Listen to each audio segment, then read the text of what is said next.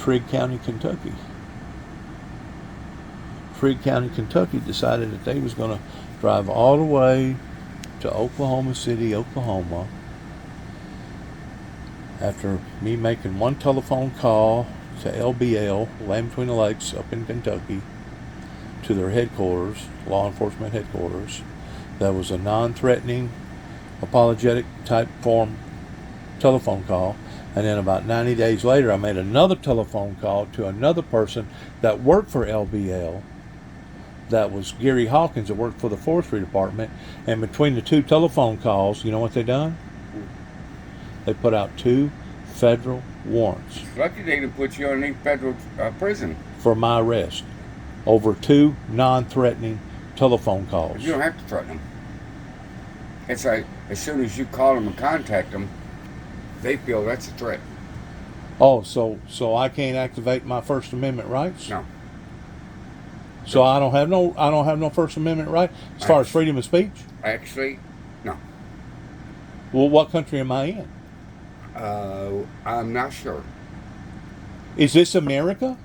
I'm not sure. I mean, our government, they want to give all this money to all these people, all these foreigners and stuff, and allow for all these people to come over here that don't belong over here, but yet now people like me and you, we don't get a dime.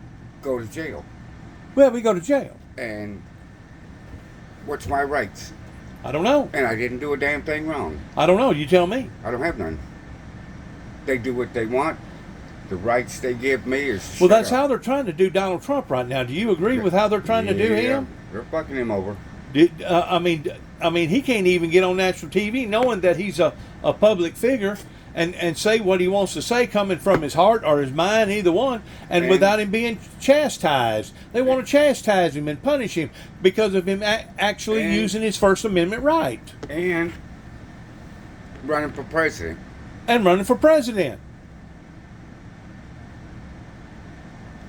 Why do you just sit, you'd rather have death? What do we got in this world anymore? Misery. Did I pretty well nail it? Pretty much. We are going to go communism before it's done. I think we already are. Basically, way we are. Well, to be quite honest with you, Kentucky is one of the 4 states that's still Commonwealth. You know where the Commonwealth come from? Nope. Great Britain. Well, it was the Redcoats. It was King George III that was part of that well, you asked Commonwealth. You asked me a question. And you know what the Commonwealth is based off of? The common people aren't supposed to be wealthy. Only the wealthy are supposed to be the wealthy, and they control the common people. And me and you, we're considered not just second-class citizens, but third-class citizens. Because anybody that can make 2 telephone calls in a 90-day spread, you can't even judge it towards it being a harassment telephone calls, first of all. They do. 2 telephone calls. They do.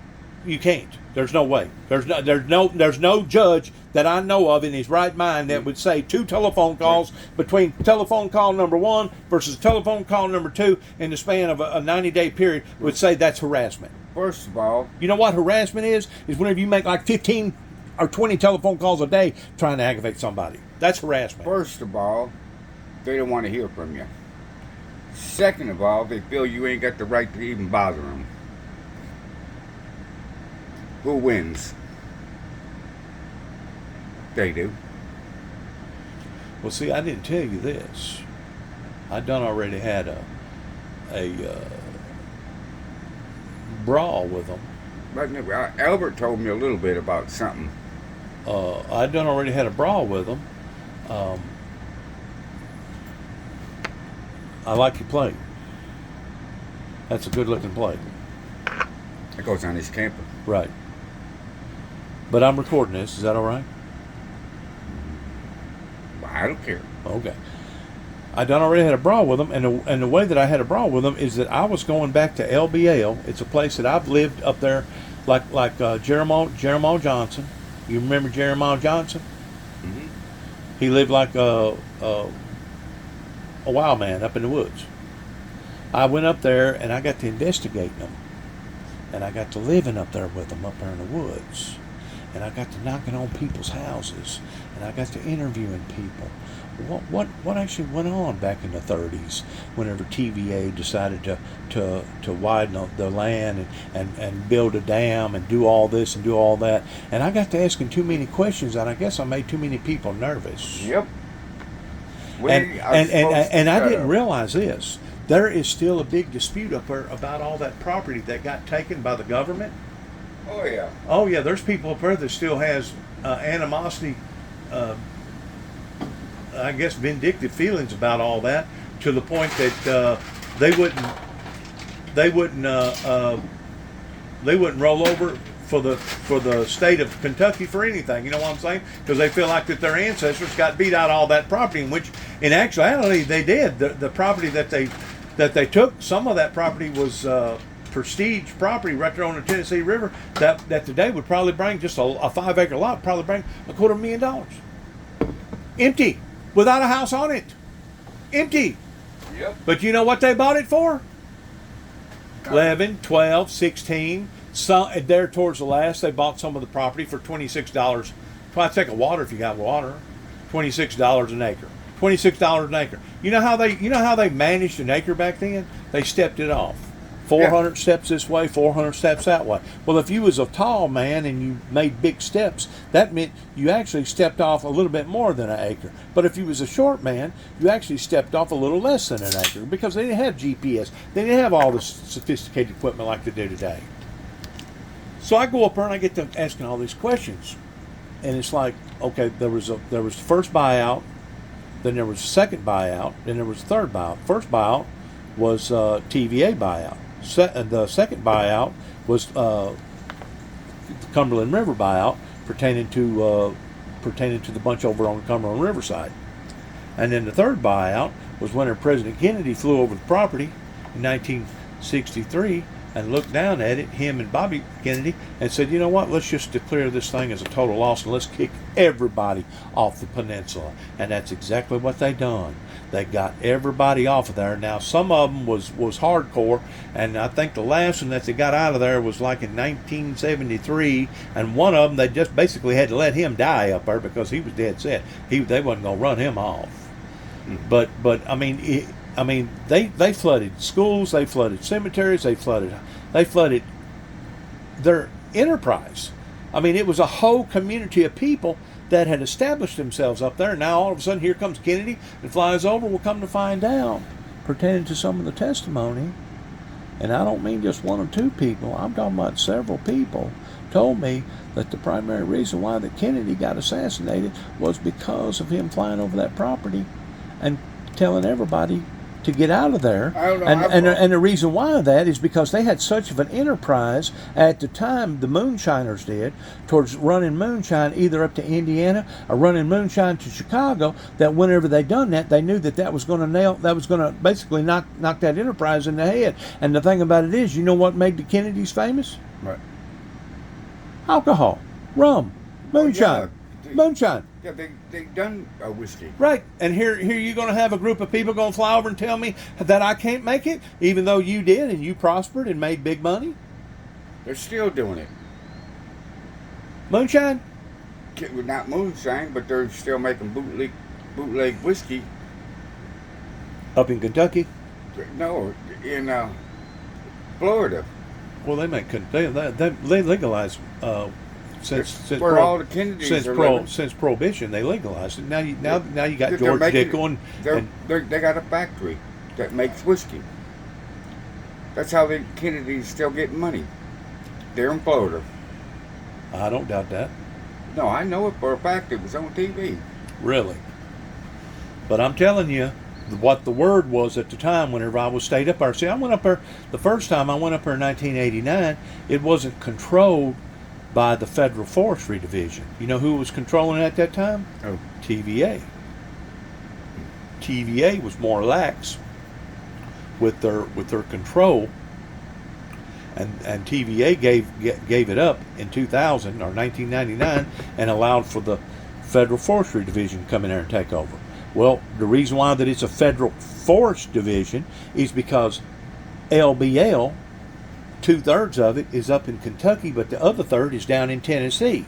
So if you was gonna turn it into a regular state park, that meant you'd had to have state park Kentucky officers, and that meant that you'd had to have state park Tennessee officers. Well, rather than have it on two different states, they turned it into a federal entity, and that was the only reason why that they had the authority, is that they basically went beyond their authority whenever they put out 2 federal warrants for my arrest for stalking in the first degree that carried a charge of 1 to 5 years per telephone call, and went all the way to Oklahoma to pick me up and drag me back to Trig County in front of Judge Woodall at Cadiz, Kentucky, right there before you get into Hopkinsville, Kentucky, and told me that they thought that there was something wrong with me, and that they asked me, they said, what do you think about you going and having a state study done? Because I'd already went through a federal study. I went through a federal study 2 years prior to that, standing in front of a federal judge there in Paducah, Kentucky, because of LBL.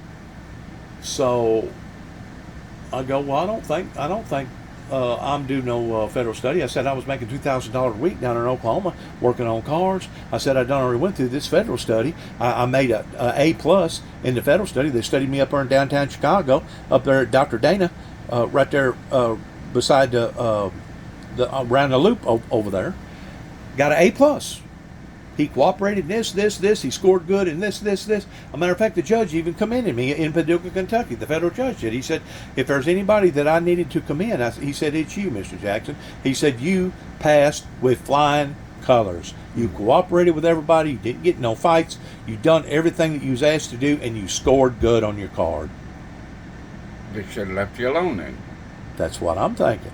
But now I'm standing in front of a state judge, Judge Woodall, that yes, it has federal entities to it, but they're still downsizing it. They're crawfishing it now. They're going from a federal park, instead of me going back in front of a federal judge, now I'm standing in front of a state judge. You know why? Because they turned it into 2 state charges, which was stalking in the first degree. You ain't being bothered now by them, though. It's never been settled, and I'm one that if you have done me wrong, according to the Bible, I'm supposed to go to you with 1 witness and go to you with 2 witnesses, and then after that, if I still can't get it under wraps, guess what? I'm supposed to take my problems before the whole congregation. And that's the reason why I'm going public. That's the reason why I'm recording this, to put it on my Facebook page, to let people know how that I've been wrong by the state of Kentucky. Just don't, as long as you don't put my name on it. Oh no, I won't put your name on it. And it's not showing. I'd sue you for that. And it's not showing you. Well, y'all, there's a bunch of happy people in America, isn't it? I fell off a 4-story building, broke both legs, crushed 3 vertebrae, ruptured 2 discs, broke both arms, lay in the hospital 6 weeks, 3 days, and I had a lawsuit. Going against Brown and Root or somebody like that down in Dyersburg that was a general contractor. But you know what? I got to thinking about that. I was high the day that I fell, and I got to thinking about that. My conscience wouldn't let me, and I went up there at Jackson. I told my attorney, I said, drop the charges. I said, drop the charges, because I was in fault by me falling that day, even though I was working, even though I didn't do it deliberately, but I still fell. I got in trouble, and I'm paying for it the rest of my life for something I didn't do, and just because somebody accused me of it. I don't want my name out there. I want to be left alone. Why do you think I won't even live with Sherry? Don't? Shuey? Sherry. Shuey. Whatever, but I just don't. I'm more happy by myself. Are you? Well, you've been roughed up. You've been done wrong. You've been cheated. You've been lied to. You've been beat up on. You've been wallowed upon, and now you can't trust nobody. The last 10 years, I've lived by myself. But you do got to admit, you're still doing good. you're still kicking. You still got air in your lungs. That's because I worked all my life with what I got. You still got air in your lungs. But Barely. I know. They're fixing to take one lung out if I'm not careful. Oh, that ain't good. That ain't a good thing. But anyways, That's what they're. anyways, my attorney that they assigned me. Tomorrow it's here. Oh. To see if my cancer come back. Oh. September, it's on my chest. It's already all set up. Anyways, I had an assigned attorney. Her name was Flemings. Miss Flemings was the public defender in Trig County, and the reason why that she was in Trig County, even though her husband was a juvenile judge in Christian County, which would be Hopkinsville, was because in Kentucky you cannot have a wife and a husband working for the same county. And at the same, both of them basically doing the same thing. They called it a conflict of interest. But Miss Flemings come walking back there. She said, well, it don't matter what you think. They told me to tell you, get ready, because they're going to send you to LaGrange, Kentucky, to a state mental psychiatric ward and study you and see what's wrong with you. They think something's wrong with you, Mr. Jackson.